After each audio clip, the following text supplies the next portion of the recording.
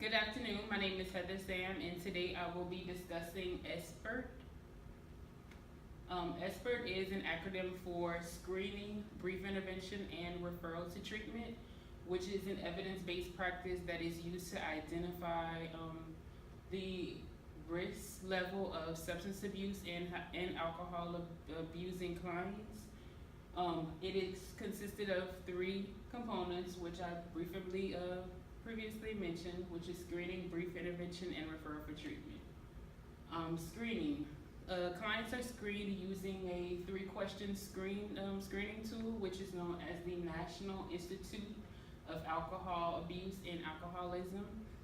If depending on how the client scores on that screening tool, if it is determined that there needs to be more screening pertaining to their alcohol abuse, they are screened using the DAS-10, which is for drug abuse, and if it's alcohol abuse is suspected, it is used the audit 10, the audit testing screening.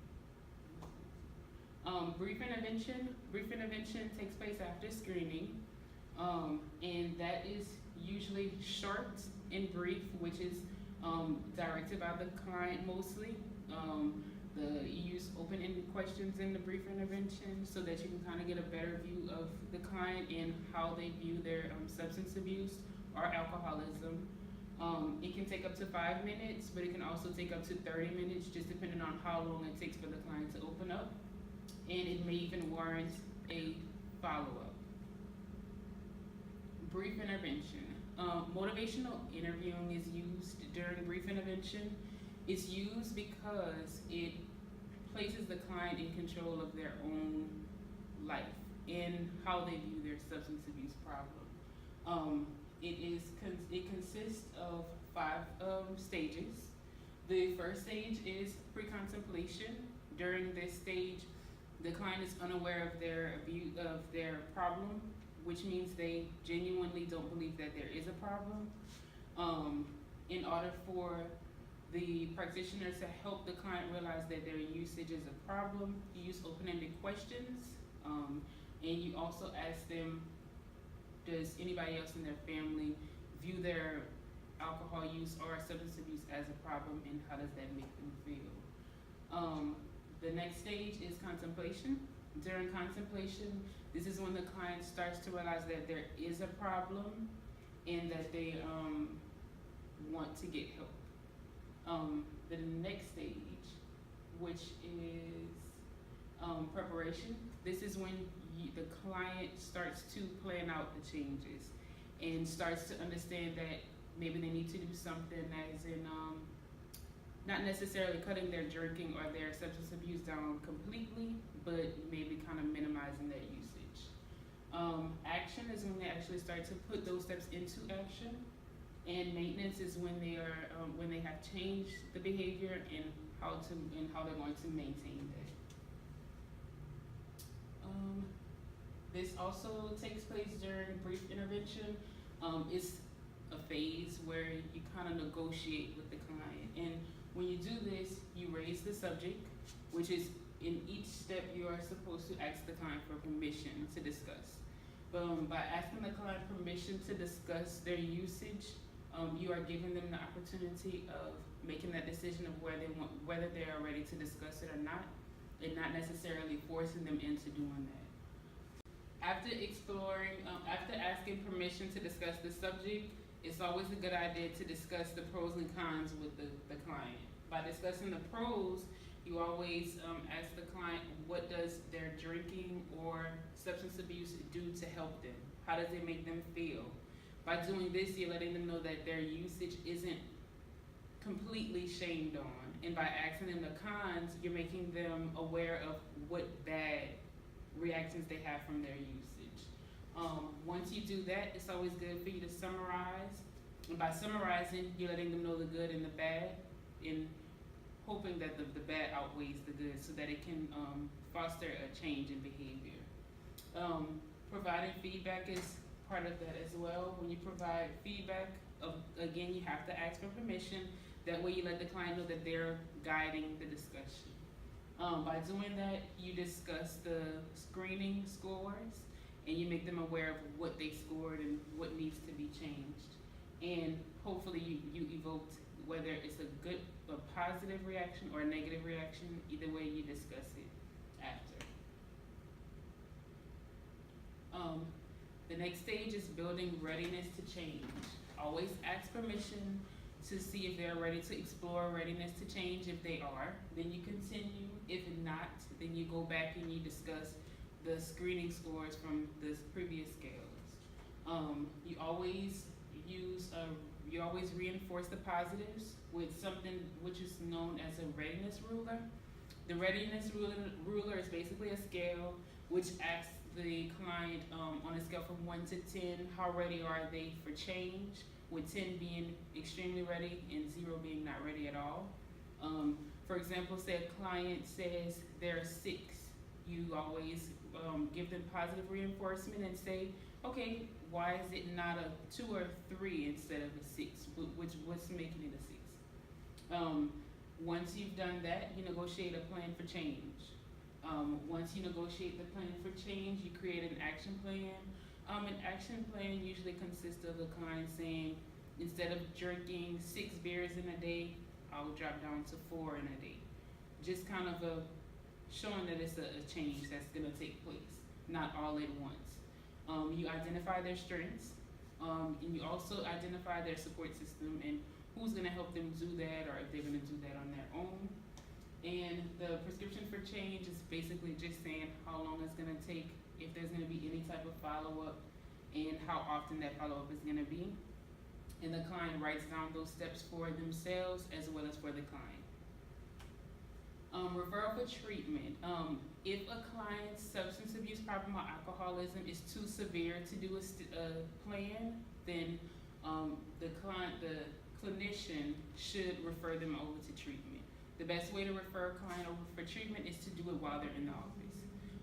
You always ask permission first to make sure that they're ready for that stage. If they aren't, then you accept that they aren't ready, and you follow up another appointment to try to get them ready to do that.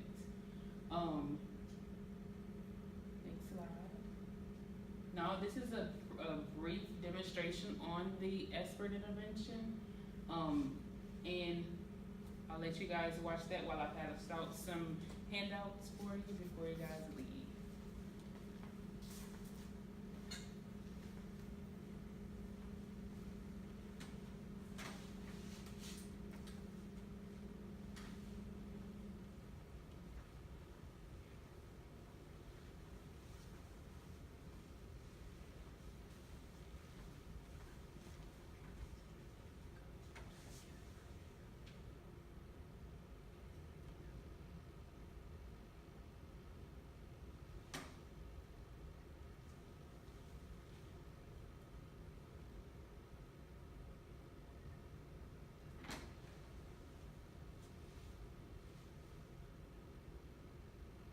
Mr. Alexander, now that we are done with the questions, might you be willing to take a few minutes to talk with me about your drinking and drug use? Sure. Okay, all right. In looking at the questions, it appears that you're drinking about 10 to 18 standard drinks on a weekly basis, and that you have 5 or more standard drinks on one occasion on about a weekly basis. That sounds about right. Okay, all right. And as you know or may know, that drinking above certain levels can cause problems, such as not being able to do what's expected of us, or feeling a little bit guilty about one's drinking. I've never done that before. That sounds about right. Okay. And I'm concerned about your drinking and drug use. Your score on the drinking questions was a 10. What is that? Sure. A 10 places you at the medium level for drinking. So your results show today that you're not in the range associated with an alcohol use disorder, and at the same time, your results show that you are experiencing a medium level of problems related to drinking.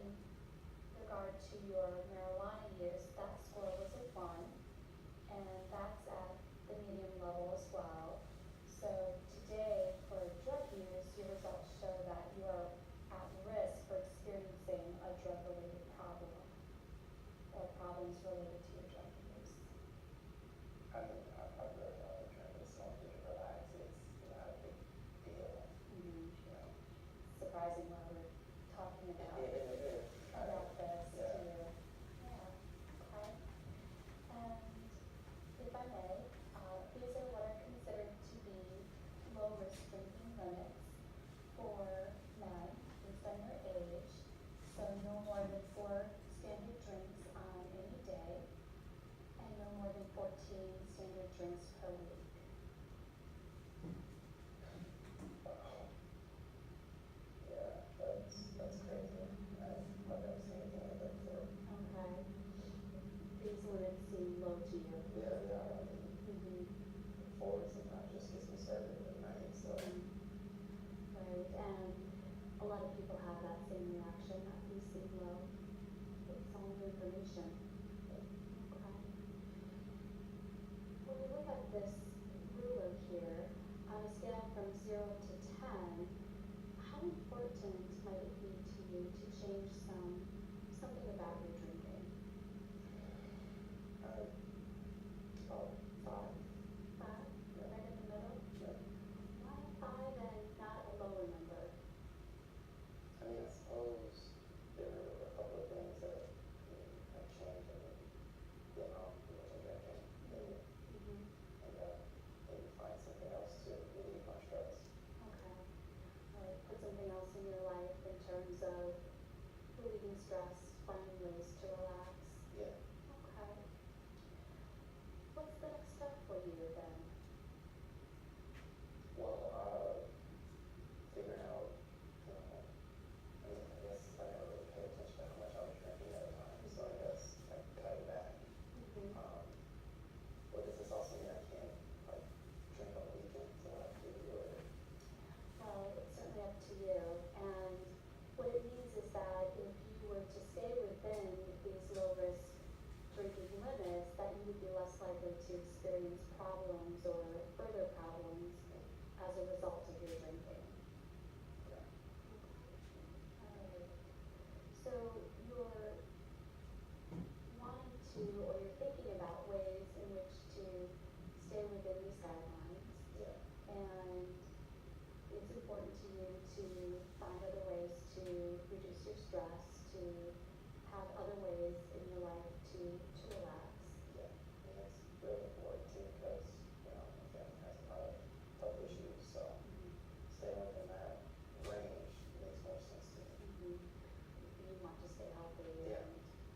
and you want to stay healthy and take steps to do so. Absolutely. Okay. And before you leave today, we have some handouts that we give to everyone here at the clinic who comes through. And one of those handouts has this diagram shown on it in terms of the low-risk drinking limits. Some people find that one in particular helpful to take with them. Okay? And if okay, if we could schedule in a couple of weeks just to touch base and see how you're doing. Sure. Okay, that would be great. Okay.